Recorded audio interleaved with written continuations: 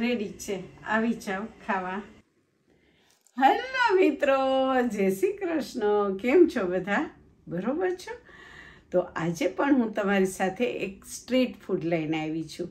અને street food તો એટલું ફ્રેશ ને ફાઇન હોય ને બધાને ભાવતું હોય છે. અને બધાને લગભગ એવું ફૂડ ખાવાનું બહુ મન થાય છે. તો જામનગરમાં અમુક જગ્યાએ ફેમસ છે એ ફૂડ, અને હું ટેસ્ટ પણ કરી આવી છું. તો એ ટેસ્ટ કર્યું છે પણ મેં વિડીયો નથી કરી શકી, પણ એ ટેસ્ટ હજી મારા મોઢામાં છે. તો હું મારા ફેમિલીને, મારા ફ્રેન્ડને બધાને એ સ્ટ્રીટ ફૂડ બનાવી અને દેખાડવા માગું છું. અને તમે બધા તો નહીં આવી શકો, પણ જોઈને તમને વિડીયો બનાવવાનું મન થશે. હા, તો ફ્રેન્ડ્સ, હવે ચાલો તમે પણ મારા કિચનમાં કે હંસાબેન આજ શું બનાવે છે. તો ફ્રેન્ડ્સ, મેં તમને કીધું હતું કે સ્ટ્રીટ ફૂડ પણ આજ મારા ઘરમાં બને છે.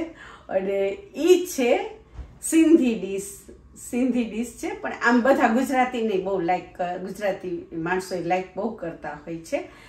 અને બધી ડીશો બધાને ગમતી હોય છે, તો આપણે સિંધીની ડીશ એન્જોય કરી. અને તો એ હું ડીશ બનાવું છું, દાલ પકવાન.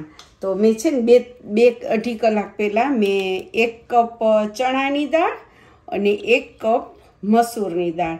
તમે એકલી ચણાની દાળ કરી શકો, પણ મસૂરની દાળ એકદમ હેલ્ધી હોય છે. તો હું આ હેલ્ધી બનાવવા માટે આ બનાવું છું. અને કુકરમાં મારે એની 3 વિસલ વગાડવાની છે ફ્રેન્ડ્સ.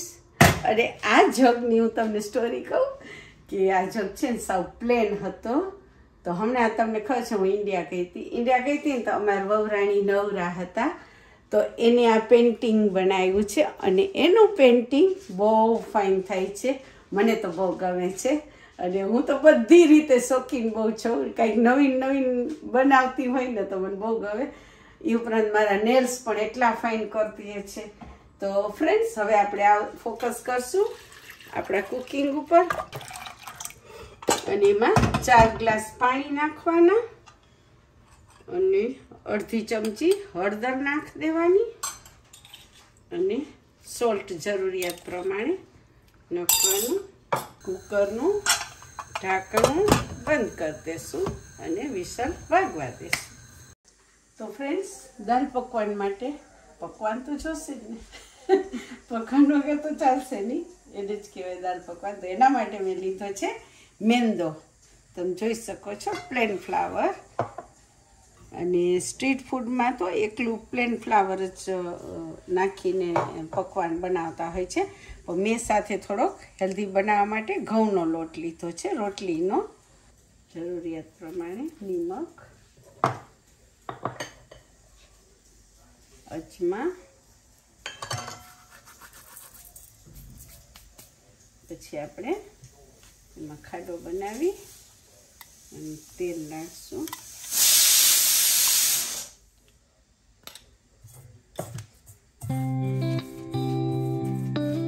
હવે આપણે એને લોટ બાંધી લઈશું.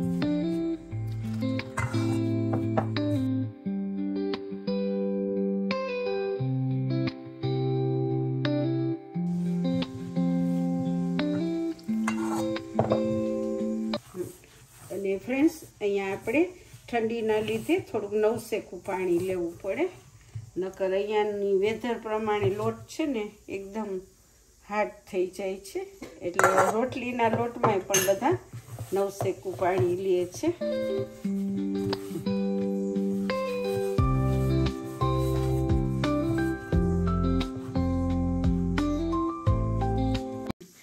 તો ફ્રેન્ડ્સ, દાલ પકવાન માટે હવે આપણે ચટણી રેડી કરશું. તો ચટણીમાં આપણે નાખશું કેપ્સિકમ, આવી જાવ. પછી નાખશું પીનટ્સ, પછી જશે ફોદીનો. કેમ કે આમાં ફોદીનો વધારે નાખવાનો, અને ફોદીનાવાળી ચટણી દાલ પકવાન માટે બેસ્ટ છે. અને ફ્રેન્ડ્સ, આપણી પાસે ફ્રેશ આદુ નહોતું, તો આદુની પેસ્ટ, આદુ મરચાંની પેસ્ટ જે હોય ચલાવી લેતા શીખો. અને આપણે ફ્રેશ ધાણા. તો પછી જશે ફ્રેન્ડ ચમચી 1 જીરું, આમચૂર પાવડર, કેમ કે આ ચટણી ખાટી મીઠી ને તીખી બનાવવાની છે. પછી જશે ચાટ મસાલો અને ફ્રેન્ડ્સ પછી આપણે નાખશું જરૂરિયાત પ્રમાણે સોલ્ટ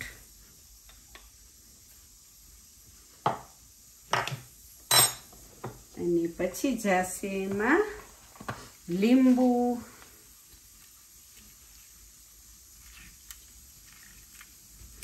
કેમ કે એકદમ તીખી ને ખાટી મીઠી બનશે. અને પછી જશે સુગર. તો ફ્રેન્ડ્સ ચટણી છે આપણી રેડી. તો ફ્રેન્ડ્સ હવે આપણે બને છે પકવાન. તો પકવાનમાં આપણે આવું ગોયણું લેવાનું. આ ગોયણું લઈ રોટલી જેટલું, પછી જરૂર પડે ને તો જરાક અમથો લોટ ઓલું કરવાનું, ચોપડવાનું વટામાં.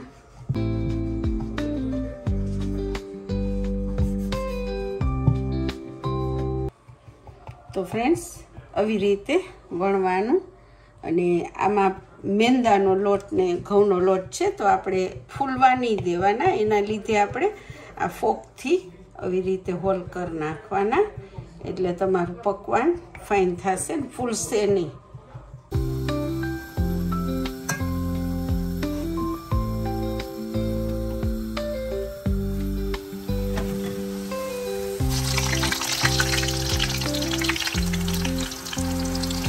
તો ફ્રેન્ડ્સ આવી રીતે તેલ આવી જાય એટલે પાતળી પાતળી ફાઇન એને પકવાન બનાવી વણી અને આવી રીતે કઢાઈ એવી તમારે લેવાની કે આપણું પકવાન છે ને એમાં ફીટ આવી જાય આવી રીતે. અને ફાઇન થોડુંક ગોલ્ડન કરવાનું.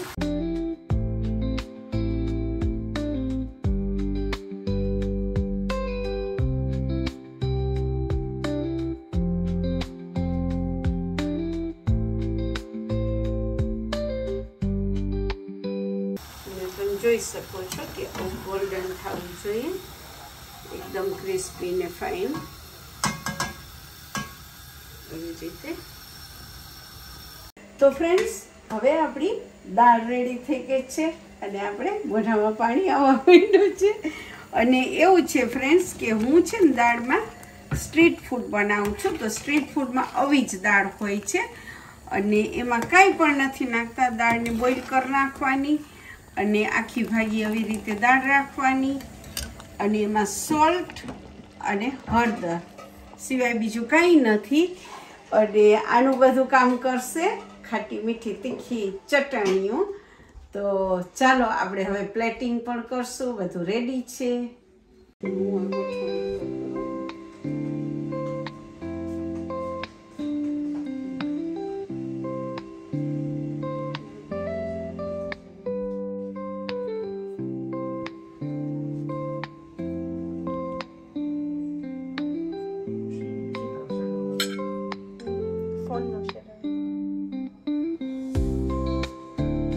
તો ફ્રેન્ડ્સ હવે આપણા દાળ પકવાન રેડી છે.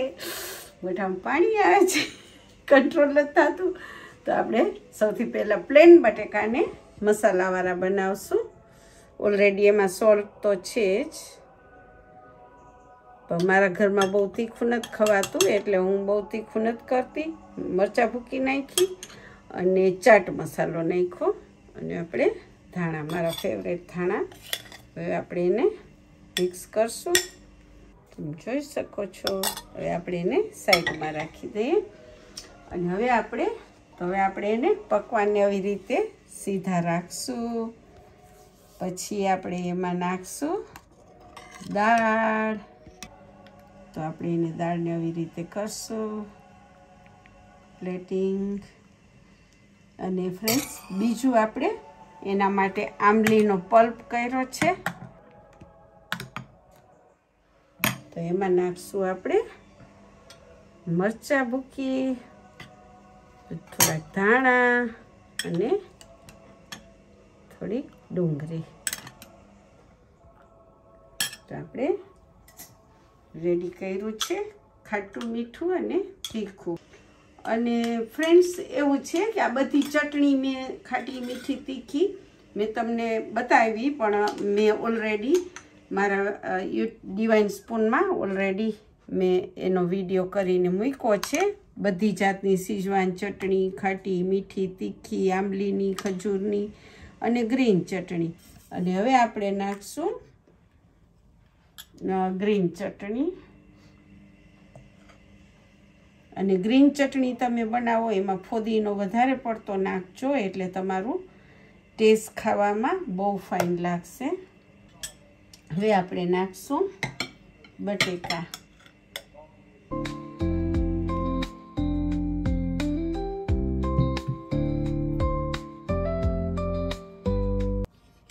કેમ કે આનું પ્લેટિંગમાં જ કામ છે અને ટેસ્ટ આપણે ભરપૂર રાખવાનો છે. પછી આવશે એમાં અનિયન,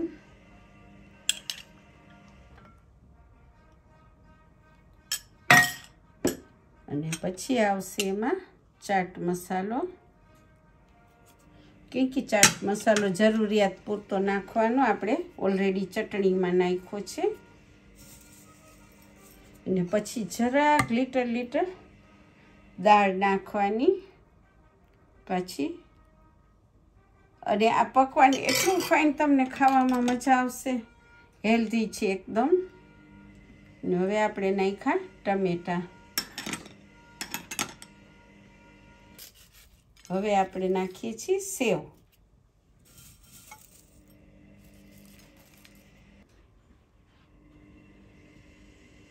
તો હવે આપણા દાળ પકવાન રેડી છે. આવી જાઓ ખાવા. હા તો ફ્રેન્ડ્સ, હવે આપણે ચાટ બનાવશું. ચાટ તો બધાનું બનાવી શકાય, જેનું તમે ધારો એનું. ટોસનું બનાવી શકો, ખારીનું બનાવી શકો, ચોરાફરીનું બનાવી શકો. તો આપણે આનું દાળ પકવાનનું પણ ચાટ બનાવીએ છીએ. આવી રીતે બાઈટ કરી નાખવાનું અને એકદમ ક્રિસ્પી છે.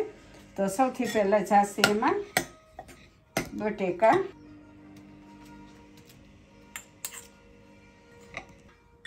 અને હવે આપણે બનાવ્યો છે સ્પેશિયલ મસાલો, એ નાખશું.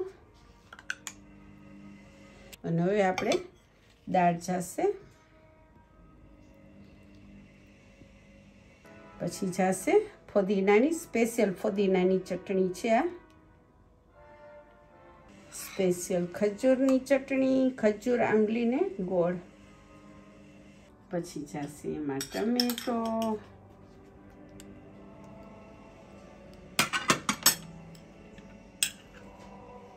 અનિયન, ડુંગળી. પછી વધારે સ્પાઈસી બનાવવું હોય તો મરચાં ભૂકી. પછી ટેસ્ટ માટે સેવ. તો ફ્રેન્ડ્સ, હવે આપણું ચાટ છે રેડી. તો કોઈને મોઢામાં પાણી આવે છે, મને તો બહુ પાણી આવે છે, કંટ્રોલ નથી થતો. અને આટલી મોટી ડીશ બનાવી છે ચાટની. હંસાબેન તો ગમે એમાંથી ચાટ બનાવી શકે, ભજીયામાંથી બનાવી શકે, બટેકા વડામાંથી પણ બનાવી શકે. તો આમાં એવું છે કે આપણે રહીએ કે ના રહીએ, પણ આપણી ડીશ હંમેશા રહેશે. અને કોઈને મન થાય તો ચોક્કસ બનાવજો. અમને તો અહીંયા લંડનમાં આવી ડીશ ખાવા ના મળે, એટલે બધું ઘરે અમે બનાવતા હોય છીએ.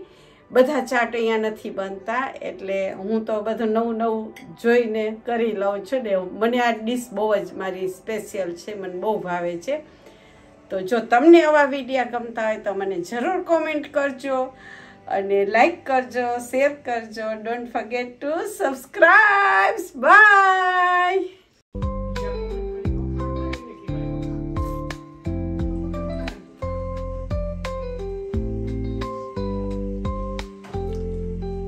બહુ મસ્ત.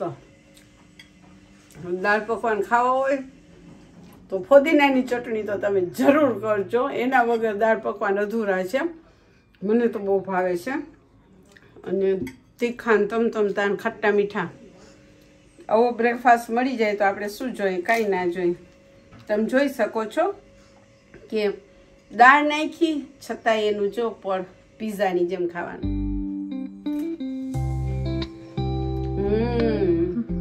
યમી.